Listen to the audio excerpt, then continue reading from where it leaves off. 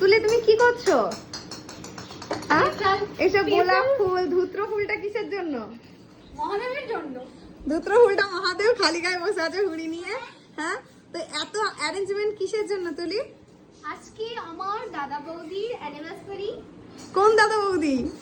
ক্যামেরার উপর আছে যে।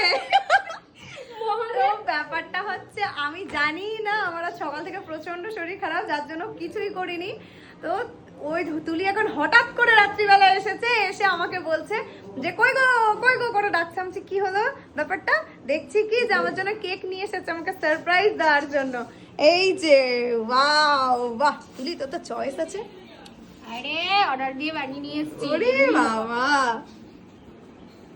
তো এই হচ্ছে ব্যাপার। যাওয়া রেডি হতে বলছে, এখন আমাকে দিয়ে কেক কাটাবে, ঠিক আছে? তো সেই জন্য নিয়ে এসেছে। দেখো আমার কত সৌভাগ্য, এত কপাল করে একটা আমি আমার বান্ধবী কাম, কি বলবো, বান্ধবী কাম ননদ পেয়েছি। তো ও এসেছে হঠাৎ করে এখন আমার জন্য কেক নিয়ে, আর এখন সাজাচ্ছে, দেখো কি সুন্দর সাজাচ্ছে। ধুতরা ফুলটাও দাদার জন্য, হ্যাঁ মহাদেব, আর এই গোলাপ ফুলটা আমার জন্য, তোমার জন্য, দাদার জন্য। ও আচ্ছা আচ্ছা, Anniversary বলে কথা। অ্যানিভার্সারি বলে কথা, তাই না? আর এই যে আমার পরিশোনা। আচ্ছা চলো তাহলে আমি ঝটপট রেডি হয়নি কেক কাটবো, তা তোমরা দেখতে থাকো।